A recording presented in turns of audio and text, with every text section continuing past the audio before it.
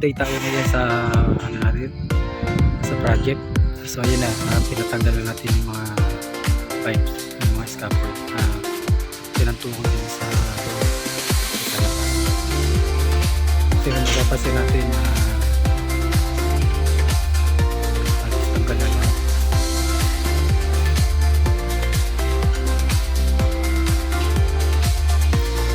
Kapit tayo para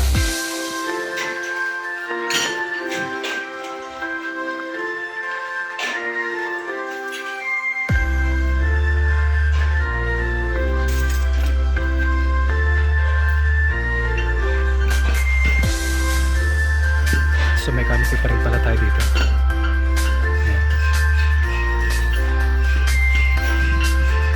May header pa tayo dito.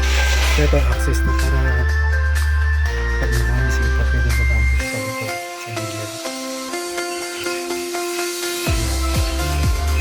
Tapos tayo kasi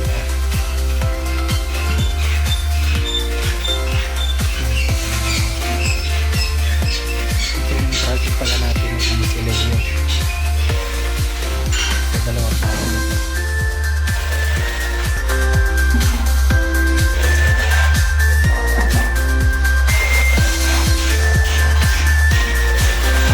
Tayo sa pang so provide tayo ng mga para sa mga bisita na gusto nila mag-stay dito during indas.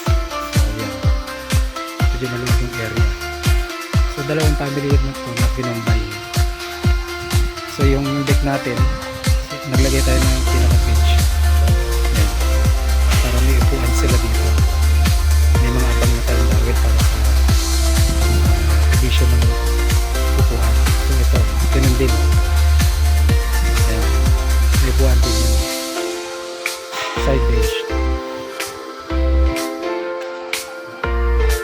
Tapos ito, slab din to. Ito, slab din yan. Slaban din natin yan. Ano natin ito, ang portion. Ito yung now open. So kung mapapansin niyo, halos lahat ng klase ng sila dito. Dito. Yun. Dahil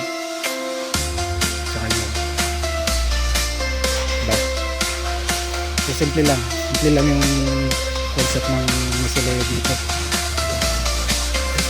So dalawang family, Dizon. So Dizon yung family ito, and then side na to Montipalco. So binigay natin na pagdating sa taas pwede naman sila mag-combine. Close family naman din sila. And then ito yung sa ilalim ng hanggang na yan, ano yan, lagayan ng mga buto yan. Buto. Tapos hindi sa baba may access yan. So kung gusto ng isang family o isang lumipat dito sa kabila, pwede sila lumipat. And then dalawa necessary. Ito yung open na to, acid namin mag yan yung update natin.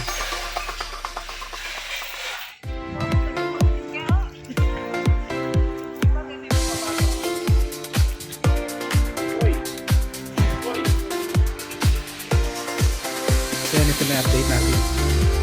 So ito yung sinasabi ko sa inyo, access talagyan natin ng door yan para kung gusto tumawid ng kabilang family dito makakatawid sila. So ito kabilang siya bila tayo makatawid eh. So tayo dito sa kabila.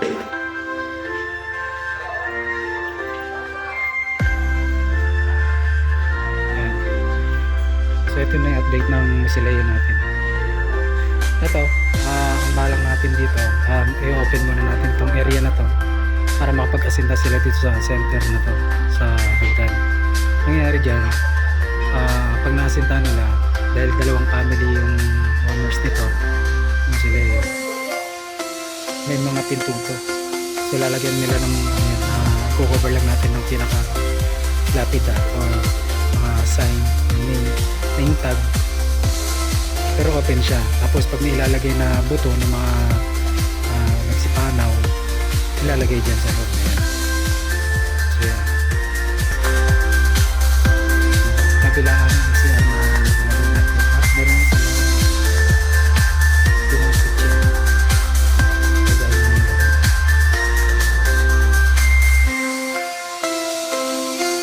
Ang ceiling siya. Iniisip ko kung maglalagay pa kami ng ceiling o as is na siya, slab. Kapag maayos naman yung pagkakabuhos namin. Para sa tempurahan na lang. So, pero mas maganda siguro kung ulit design para na siguro. So yan, update ko na lang kayo sa susunod natin lab. Mr. Sergs _ Colossa TV.